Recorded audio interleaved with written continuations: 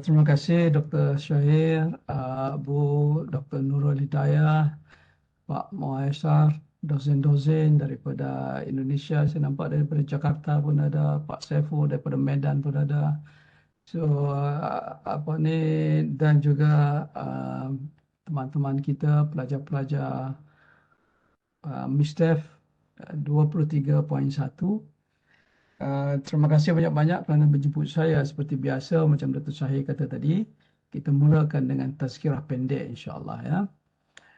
Dalam ta'aruf kita, ta'aruf antara pelajar-pelajar baru di ISTEF dengan para pensyarah pada hari itu, saya perhatikan bahawa ada ramai juga yang mengatakan mereka menyambung pengajian master ini, sarjana ini, untuk kalau boleh membaiki hidup dan barangkali dalam kerja mungkin boleh naik pangkat dan begitu ya.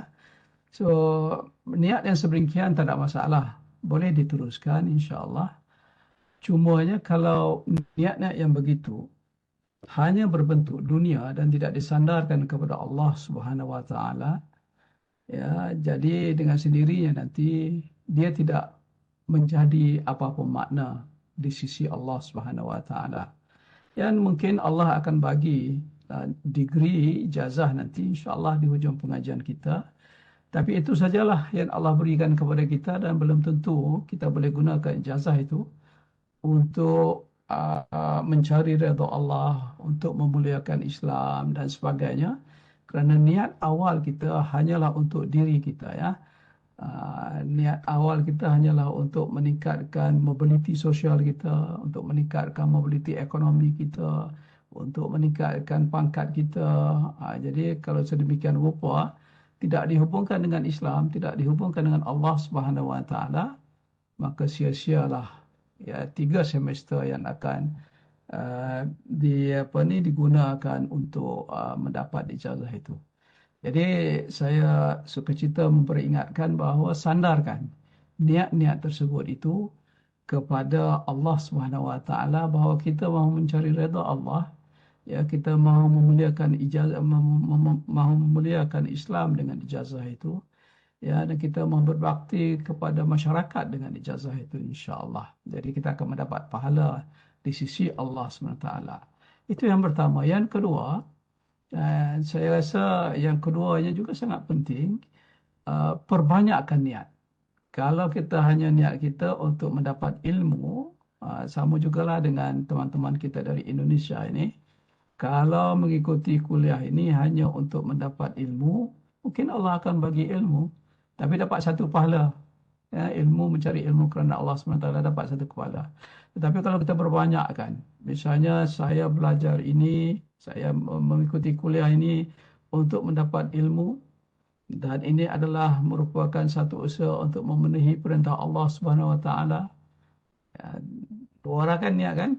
Dan ini juga nanti insya-Allah dengan kelas ini kita akan dapat berkenalan dengan teman-teman baru demi Islam, dapat pahala yang ketiga. Dengan ini nanti insya-Allah kita boleh dapatkan ilmu ini dan menyebarkan ilmu ini kepada orang lain. Jadi perbanyakkan niat. Dan insya-Allah makin banyak niat, makin banyak pahala yang akan Allah berikan kepada kita. Tapi kalau hanya satu niat, maka kita akan hanya dapat satu sajalah. Jadi apa juga yang kita lakukan sebagaimana yang Rasulullah SAW sebut dan juga para ustaz kita pun sentiasa memberikan peringatan bahawa niat itu akan menentukan sama ada ia ada nilai di sisi Allah Subhanahu Wa Taala pun ataupun tidak.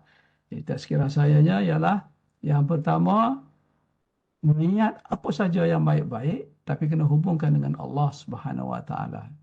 Jangan hanya niat itu hanya untuk dunia, untuk diri kita saja. Yang kedua, ya, perbanyakkan niat sebanyak mungkin. Moga-moga dengan itu insya-Allah setiap kali kita pada hari Sabtu duduk bersama mendengar kuliah, kita akan mendapat banyak pahala di sisi Allah Subhanahu Wa Taala insya-Allah. Sekian tazkirah pendek saya pada hari ini. Assalamualaikum warahmatullahi wabarakatuh.